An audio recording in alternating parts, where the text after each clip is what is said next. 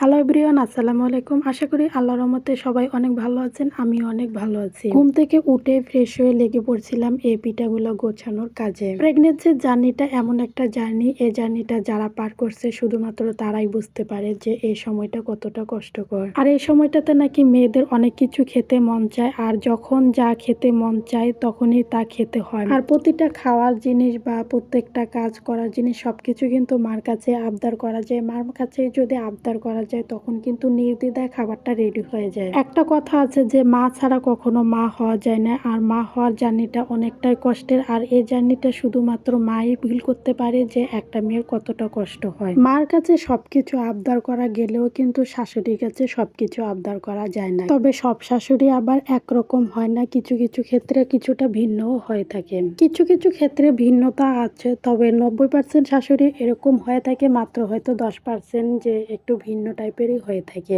তো তেল পিঠা কাজ শেষ করে আবার এখানে চলে আসছিলাম যে এটা হলো ডাল দিয়ে পিঠা বানানোর জন্য।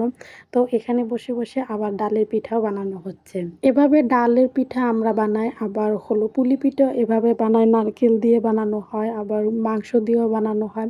তো আজকে আমরা বানাইছিলাম শুধুমাত্র ডাল দিয়েই বানাইছিলাম। আমার কাছে মিষ্টি পিঠার চেয়েও ঝাল পিঠা অনেক বেশি পছন্দ। আগে আমি অনেক মিষ্টি পছন্দ করতাম, ইদানিং কেন জানি মিষ্টির গন্ধটা আমার নিতে ভাল লাগে না, আমার কাছে ঝালই বেশি পছন্দ। আসলে মানুষের রুচি সবসময় একরকম থাকে না, সময়ের সাথে সাথে অনেকটাই পরিবর্তন হয়ে যায়। সেম অবস্থা আমারও হয়ে গেছে। এই ডালের পিঠাটা বানানো কিন্তু একদমই ইজি। প্রথমে রুটি বানায় নিতে হয়, তারপর গ্লাস দিয়ে ছোট ছোট করে কেটে নেওয়া হয়েছে, এরপর ভিতরে ডাল দিয়ে তারপর সাইড দিয়ে ভালো করে মুড়িয়ে দিতে হয়। সেম ভাবেই কিন্তু পুলি পিঠাও বানানো হয়, আবার মাংস পিঠাও এভাবে বানানো হয়।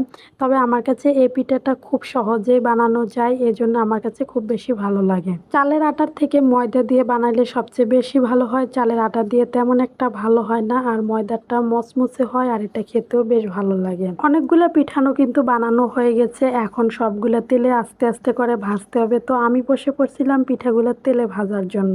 এখন হয়তো অনেকেই বলবেন যে আপু প্রথমে যে কথাগুলো বললেন এগুলো কার উদ্দেশ্যে বললেন আর কার বেবি হবে।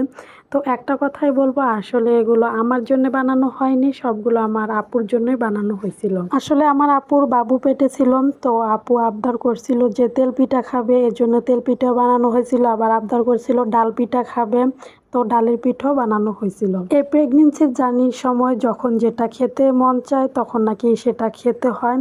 তো আপুর আবদারে সবকিছু বানানো হয়েছিল, আর আপুকে সবকিছু খাওয়ানো হয়েছিল। এজন্যই হয়তো বলা হয় যে মা ছাড়া কখনো মা হওয়া যায় না, আর মা ছাড়া মা হওয়ার কষ্টটাও কেউ বুঝে না, শুধুমাত্র মাই বুঝে। তো যাই হোক, আজকের ভিডিওটা এ পর্যন্তই।